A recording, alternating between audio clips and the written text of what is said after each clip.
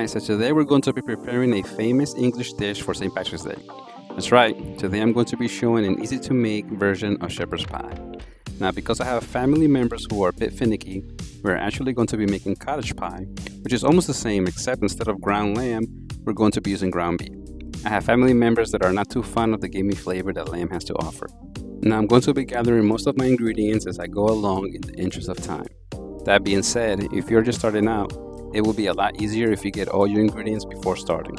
This is a great way not to forget ingredients or waste time having to go back to the recipe to remember. Okay, here we go. I'm going to set the clock at 4 minutes because that's how long it took me to get the starting ingredients in the pan on the stovetop on medium-low heat. Alright, first thing we're going to do is get our potatoes going. Most folks like to start with the beef, but I like to use the potatoes cook time to prepare other ingredients. So after we peel our potatoes, we cut them in half so they don't roll around. Lay them on their flat side and half them again. Finally cut them into 1-inch pieces. Throw them in the pot with cold water, making sure they're about an inch below the surface. Salt and crank up the heat. Once they start to boil, we bring them down to a simmer and cook for about 10 minutes. In the meantime, we'll shred our white cheddar cheese. If you have a box grater like I do, just put it on the side and start shredding. The cheese will stay in the box, and when you're done, just flip it onto a bowl. Next, either use 1 jumbo egg yolk or 2 large egg yolks like I did. The way I separate them is by letting the whites go through my fingers into a bowl.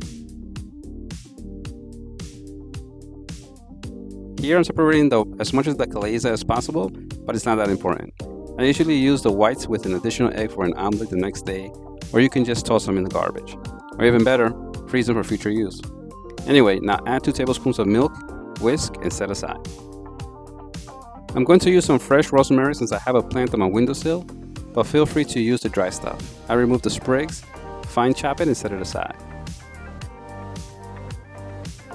Since I still have some time left, I went ahead and diced my onion for our beef. This is why I like to do the potatoes first.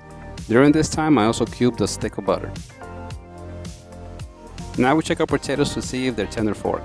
If they are, we rinse them and mash them, rice them, or use a mill like I did. Season with salt, garlic, add cubed butter, and mix until the butter starts to melt.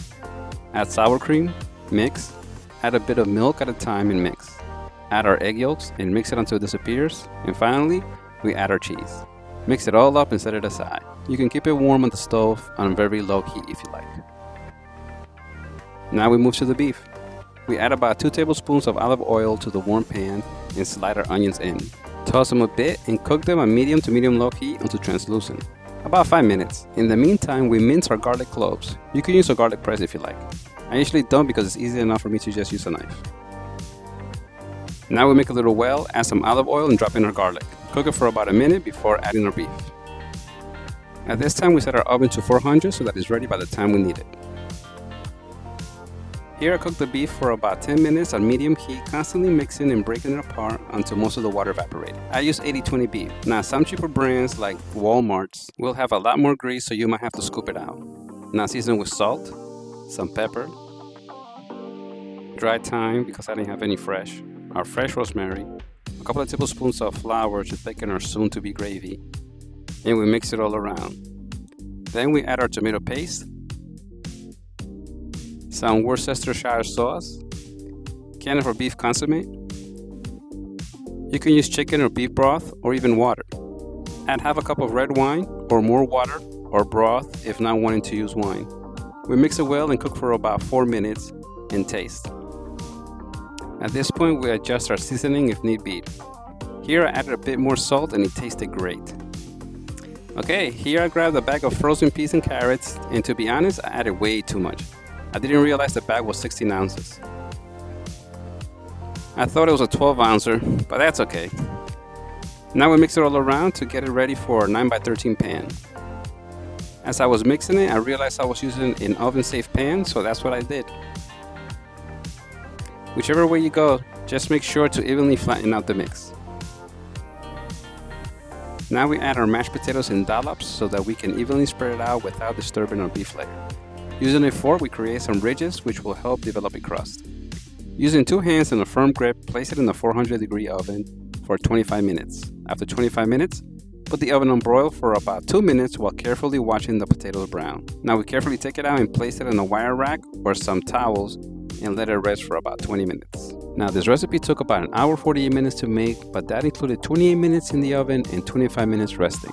So actual active cooking time was just 54 minutes. Now I'm not going to lie, the plating you just saw was from the pie sitting for over an hour untouched. It was still very warm because of my thick carbon steel pan. Now this is the actual plating after just 25 minutes of being out of the oven. It was still hot as hell, but how can I get a half-assed decent picture from this? I will give this hearty recipe a try.